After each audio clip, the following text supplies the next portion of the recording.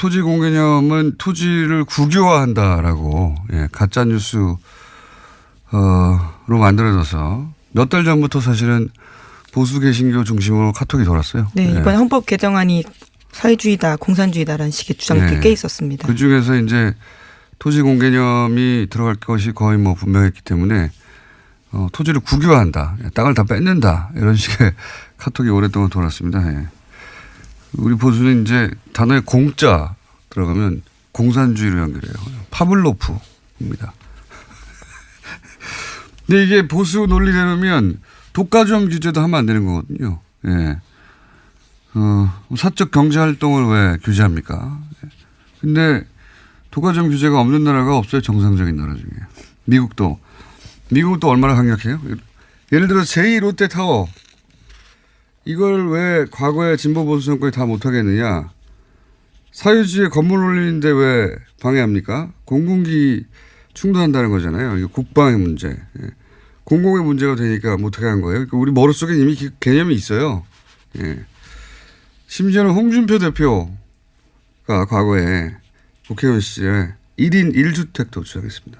과거와 다른 말을 하는 경우가 굉장히 많습니다. 최근에 홍준표 대표는요. 그렇다고 해도 본인 입으로 강력하게 주장한 것 중에 하나가 1인 1주택이거든요. 엄청난 사유권의 침해죠. 예. 자, 어쨌든 토지 공개념이 또 한동안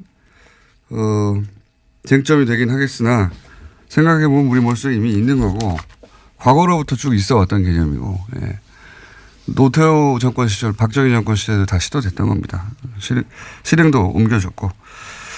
자, 첫 번째 뉴스는 뭡니까? 네, 서울중앙지법이 이명박 전 대통령에 대한 구속영장 심사를 취소했습니다. 원래라면 오늘 오전 10시 반에 예정되어 있었는데요. 신문도 열리지 않게 됐습니다. 법원은 검찰과 변호인단 의견을 수렴해서 오늘 오전 중에 방침을 정하겠다라고 밝혔는데요. 검찰과 변호인단 의견서 내용이 달라서 심사를 취소한다라는 것이 법원의 설명입니다. 그러니까 검찰에서는요.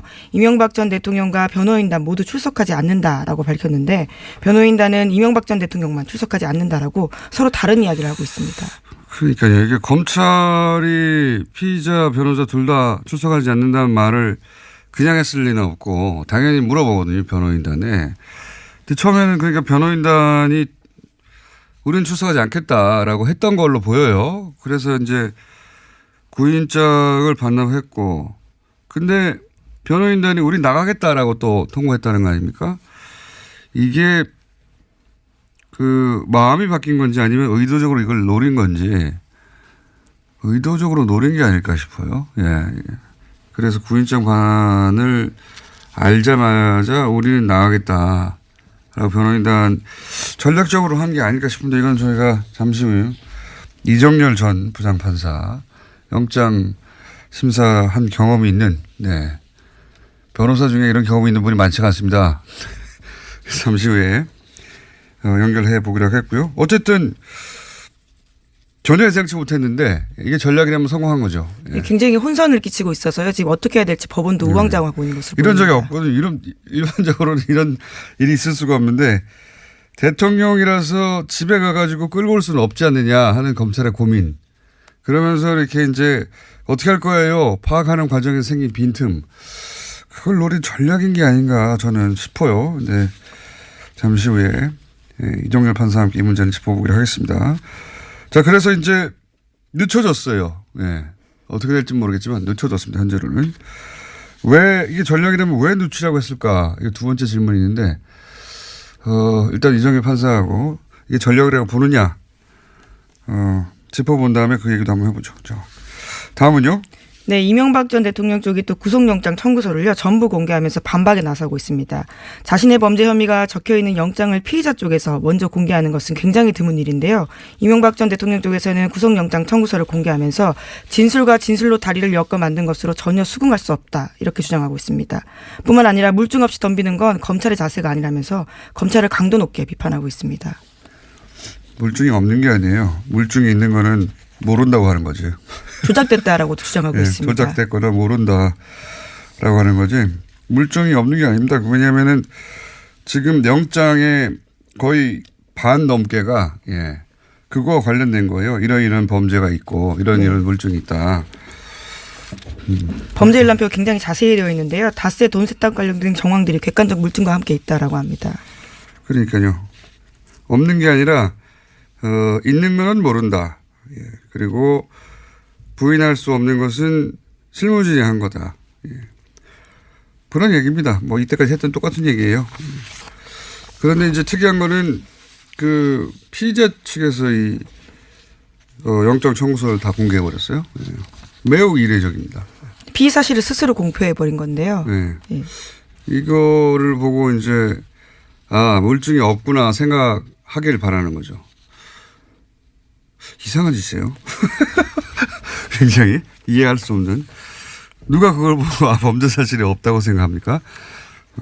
참 희한한 짓입니다. 네, 굉장히 자세한 범죄 사실이 오히려 나와 있어서요. 언론 보도들이 계속해서 이어지고 있는 상황입니다. 땡큐죠, 땡큐. 예, 기자들은 피의사실 공표 같은 거 걱정할 필요도 없이 본인들이 다 왜 이렇게까지 하는지 모르겠습니다. 자, 만약에 이게 특별한 전략이 있어서라기보다는 우리처럼 생각해 주길 바라는 그 변호인단 측에서 변호인단은 당연히 이제 이명박 전 대통령으로 심정적으로 완전히 경도돼 있는 분들이잖아요. 그러니까 우리처럼 생각할 거라고 생각했다면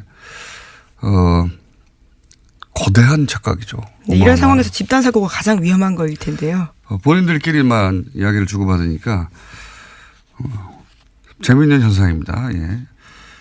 미루어 짐작할 수 있는 것은 앞으로 이제 법정에서도 이렇게 전면 부인하고 그리고 도저히 이해할 수 없는 일반인으로서는 그런 말과 행동을 계속할 거라고 예측이 됩니다. 다음 뉴스는요. 네, 그래서 구속영장에 나와 있는 그동안 알려지지 않았던 이명박 전 대통령 혐의도 계속해서 드러나고 있습니다. SBS에 따르면요, 뉴욕잭으로 대표되는 ABC 상사 대표가 이명박 전 대통령에게 2억 원 줬다라는 사실은 이미 말씀드린 바가 있는데요. 관련한 구체적인 정황들이 더 나와 있습니다.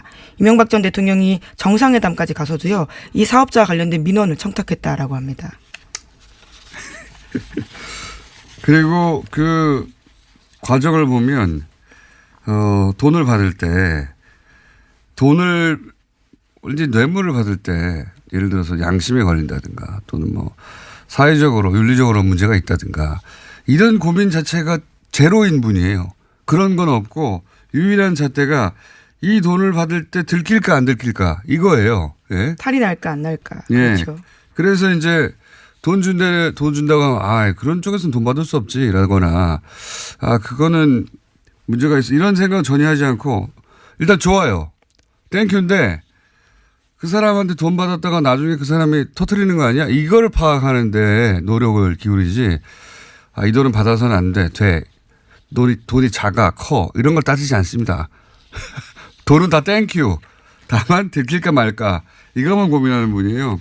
그런 얘기도 나오고 있죠, 지금. 예, 두 차례에 걸쳐서 캄보디아 총리 정상회담에서도 민원을 했고요. 또 카자흐스탄 총리와 정상회담에서 관련된 이야기를 했다고 하는데요. 말씀처럼 돈을 받아도 탈이 안 날 사람인지를 파악하는 작업까지 거치고요. 돈을 받았다라고 합니다. 그러니까요. 유일한 고민은 들킬까 안 들킬까 그거예요. 예. 그래서 이제 푼돈에 해당되는 몇 억은 안 들키기 위해서 현금으로 처리하고 큰 돈은 그게 안 되잖아요. 해외에서 처리하고. 예. 이런 규칙이 만들어진 것이다. 예. 들킬까 말까만 오지 기준입니다. 다음 뉴스는요. 네, 또 있습니다. 검찰이 이명박 전 대통령이 대보그룹으로부터 5억 원의 뇌물을 받고 4대강 공사에 넣어준 정황을 포착했다라고 합니다. 대보건설은 현대건설과 컨소시엄으로 4대강 사업에 참여해서 200억 원대의 매출을 올렸는데요. 또 이명박 전 대통령 임기 말에는요. 관련된 훈장을 수여하기도 했습니다. 이제 그룹이 있거든요. 몇 번에 걸쳐 저희도 계속해서 언급했지만 최시중, 천신일 이렇게 관계가 오래된 사람들. 네, 소위 5인 그룹이라고 말씀드린 바가 있습니다. 이분들이 이제 찍는 거예요. 여기서 돈 받자. 미리. 예, 미리 찍는 겁니다. 네, 당선 전에 말씀하신 거죠. 그렇죠. 그 미리는 두 가지. 당선 전의 의미도 있지만 본인들이 여기서 받는 건 괜찮아 하고 돈을 들어오는 거를 걸러내기만 하는 게 아니라 미리 가서 돈 달라고 하는 거죠. 그 스님한테도 돈 달라고 했다는 거 아닙니까 지금? 네, 스님 쪽에서 밝힌 바는 그렇습니다. 네. 그러면 이제 수금하는 분들이 갑니다. 김백준 씨라든지 김희중 씨라든지 수금 파트가 있어요. 예. 처음에는 소매치도 다 분할 역할 분담이 돼 있거든요. 찍는 사람도 있고 바람잡이도 있고. 그다음에 수공원들이 출동하죠. 김백준, 김윤중 씨 같은. 그럼 돈을 수공을 갔잖아요. 그럼 관리를 해야 되지 않습니까? 세탁 관리하는 쪽이 이제 청계재단이나 위정계열사 같은 곳이죠. 그런 다음에 여기서 이제 세탁을 삥삥 한 다음에 현찰로 받아서 용돈으로 쓰신 거예요. 네. 그런 구조가 사실은 거의 드러나고 있다. 여기에 이제 가족도 중간중간에 끼고 배달. 대단한 조직입니다. 예. 자, 여기서 다른 사안으로 넘어가기 전에 잠시 이정열 전 부장판사 연결해 보겠습니다. 안녕하십니까? 안녕하십니까? 네. 이게 이제 처음 보는 상황인데 혹시 판사님은 이걸 겪어본 적 있으세요? 이렇게. 아니요, 전혀 없습니다. 아마 첫살일 겁니다, 이거. 그죠? 예. 예. 첫살인데 제가 궁금한 것은 검찰은 변호인단과 피의자 둘 다 안 나온다고 알고 있었고. 예. 그런데 이명박 전 대통령 쪽에서는 아니다. 변호인단은 가겠다고 통보를 해서 법원이 양쪽의 의견이 다르니까 지금 이렇게 연기해서 어떻게 결정할 건지 고민한다는 뉴스인데 우선 첫 번째로 궁금한 것은 이게 전략일까요? 전체적으로 어떻게 보십니까? 그러니까 빈틈이 생긴 거 아닙니까? 그죠? 예, 그렇죠. 이게 일단 제가 먼저 좀 말씀드릴 게 있는데요, 공장님. 예. 다음 주부터 매주 월요일 날 저녁 9시 반에 가짜뉴스 짚어드리는 이정열의 품격시대라는 프로그램이 TBS TV에서 방송이 되는데요. 어제 첫 방송 녹화를 했어요. 광고를 이렇게 또 하시고. 그게 아니고, 네. 첫 방송 녹화하고 마치고 났더니, 방송통신심의위원회에서 뉴스공장 제작진을 방송 내용 때문에 오늘 오후에 소환한다는 걸 알게 돼가지고, 네. 이게 지금 방심이 그게 너무 부당한 거예요, 제가 보기에. 그래서 어제. 갑자기 다른 이슈로, 예. 예, 교통방송 측에 어제 법률 문제 자문을 좀 해드려가지고, 예. 어제 시간이 없어 지금 사실관계를 제대로 잘 모르고 있어서요. 보도만 갖고 지금 말씀드리는 것은 약간 좀 불확실할 수 있어. 그게 약간 걱정스럽긴 한다는, 예, 그 말씀을 좀 드립니다. 내용을 자세히 모른다는 변명이 이렇게 길게 하신 거군요. 일단, 공장장이 모르신 대로 이게, 네. 전략인가 아닌가는, 그러니까 복합적인 것 같아요. 그러니까 제가 듣기로는 어떤 얘기를 들었냐면, 지금 네. 변호인단에, 그러니까 일단 그거는 맞습니다. 변호인단이 검찰에 의견서도 냈고, 법원에도 의견서를 냈는데, 예. 이게 약간 시차가 있었어요. 검찰에 먼저 내고 법원에 그 다음에 냈거든요. 예. 그러니까 보도에 의하면.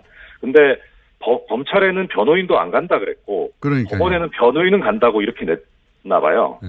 그래서 전략이 아닐까 싶은 건데. 예. 예, 근데 지금 그 이유가 제가 지금 현재까지 취재한 바로는 변호인단 내에 검찰 출신이 있고 법원 출신이 있고 이렇게 지금 갈려 있거든요. 네. 근데 검찰 출신 쪽에서는 무조건 다 거부하자. 그러니까 이게 영장 청구가 부당하다. 이런 입장이고 법원 출신들은 그래도 신문길에 나가야 되지 않느냐.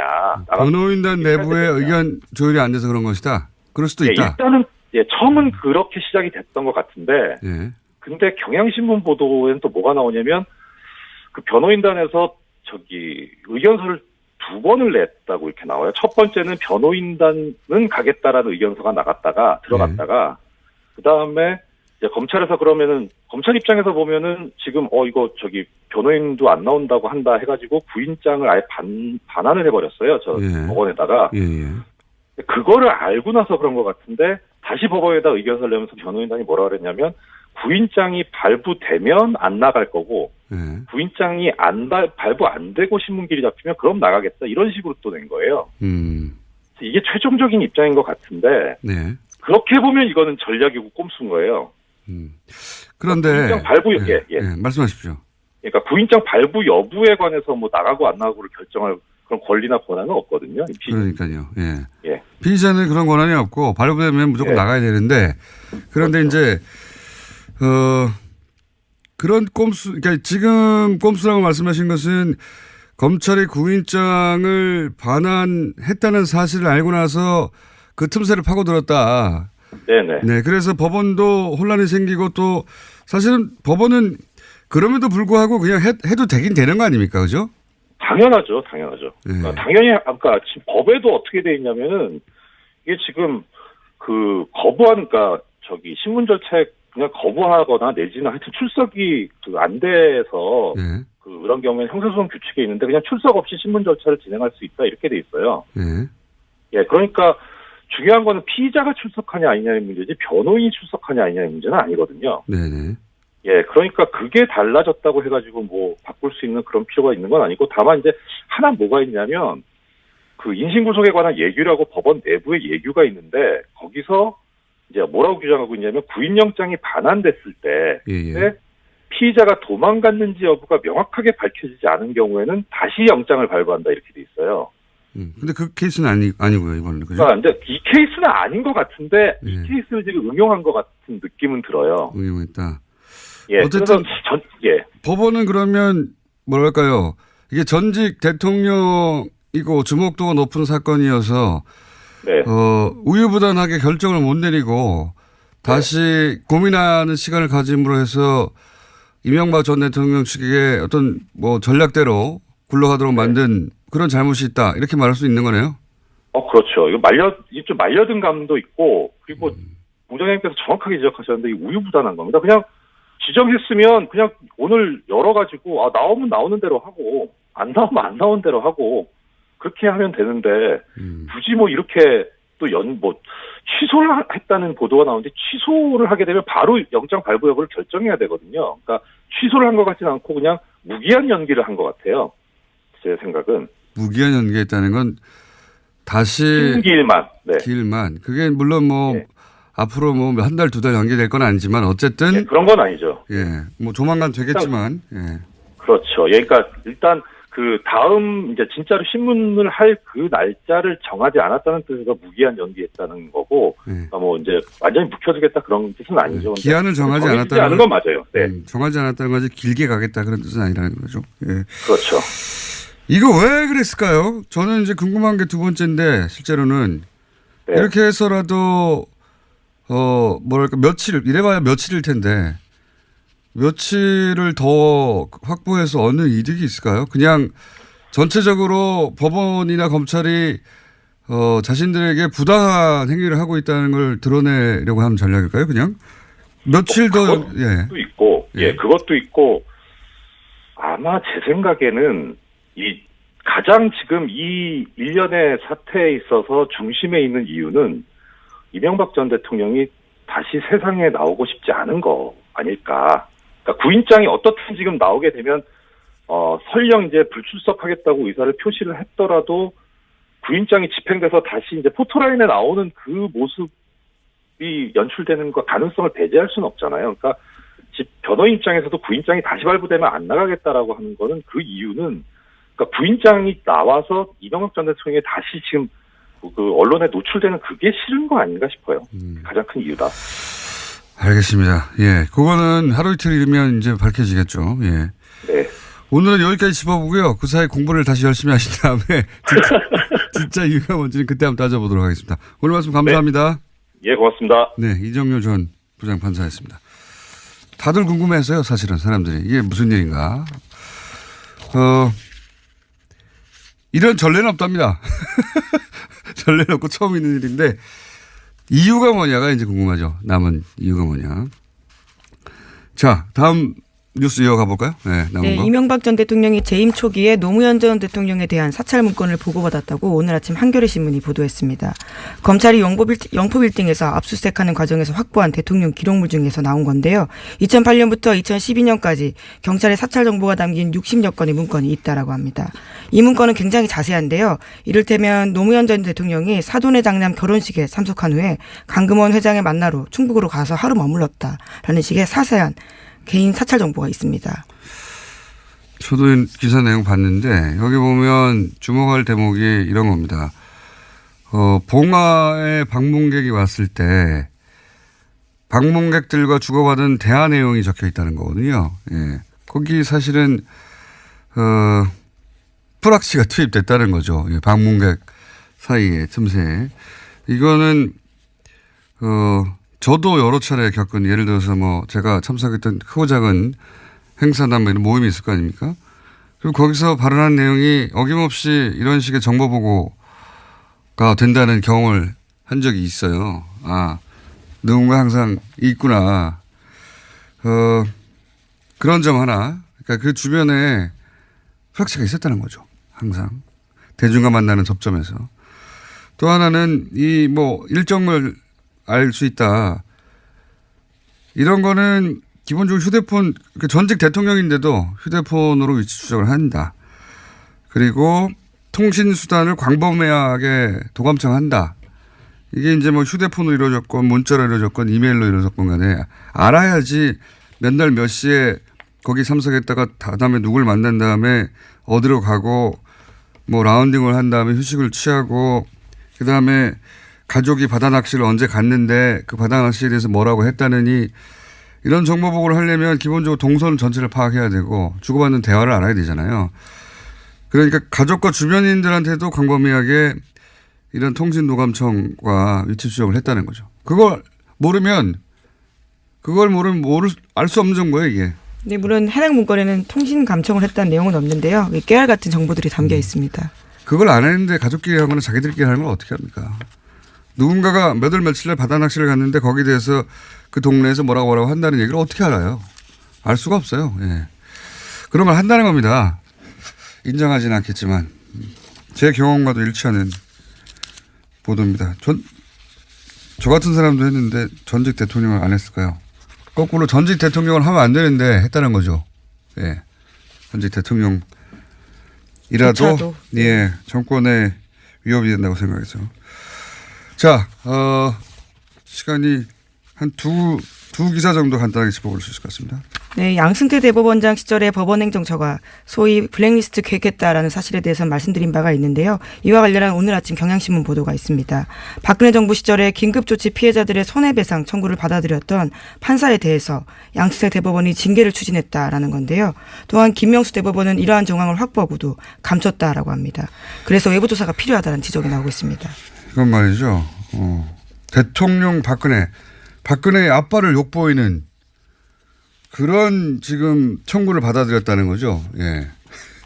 그런 맥락으로 보여지고. 하지만 위헌 조치가 이미 있었음에도 불구하고요. 대법원이 그러니까요. 다른 결정을 했다는 비판이 당시에 있었는데 이에 대해서. 양승태 전 대법원장은 사실은 이렇게 그냥 우리 사회가 빠져나가도록 이런 모든 행위에 대해서 아무런 책임도 묻지 않고 빠져나가도록 두면 안 된다. 예. 전직 대법원장이기 때문에 검찰의 부담이 있겠죠. 검찰 입장에서는. 국민들은 알 바가 아닙니다. 검찰의 부담이 있든 없든. 그냥 둬서는 안 된다. 그런 생각을 하게 하는 행위를 참 많이 했어요. 그리고 SBS는 어디서 또 네, 5곡지 보도했습니다. 에버랜드와 삼성 경영권 승계 관련된 보도인데요. 이번에는 국토부가 관련되어 있다는 내용이고요. 또 세금을 얼마나 아꼈는지에 대한 이야기도 있습니다. 그러니까요. 보면은 국가기관들이 삼성 승계를 위해서 어떻게까지 했는가. 지난 이틀간의 보도에 대해서 이제 삼성이 일부 반박한 게 있단 말이죠. SBS가 그걸 재반박한 내용이기도 한데 이제 깔끔하게 재반박합니다. 예. 깔끔할 수밖에 없어요. 거짓말은 삼성이 하고 있거든요. 예. 탐사보도팀 덕분에 삼성 광고를 못 받겠죠. 저희가 알 바는 아니지만. 근데 시민들의 박수는 무지하게 받을 만한 연속 보도입니다. 이게 기사를 찾기가 쉽지가 않아요. 치면 금방 나와야 되는데. 유튜브에서 SBS 삼성. 네, 끝까지 판다. 네. 네, 그렇게 검색됩니다. SBS 삼성 검색하면 묶어놓은 영상이 있습니다. 8곡지 뭐 7곡지 이렇게 나눠져 있는 게 아니라 나눠져 있는 걸 찾아서 보기도 쉽지 않거든요. 포탈에서 그걸 묶어주지 않기 때문에 지금 묶어줘야 하는데 묶어주지 않으니까 잘 드러나지도 않고 그냥 유튜브 가서 검색해서 보시면 묶임들이 있습니다. 따로 저장해서 볼만할 정도로 왜 자꾸 삼성 승계가 문제라고 하느냐 일목요연하게 설명되어 있어요. 다큐처럼.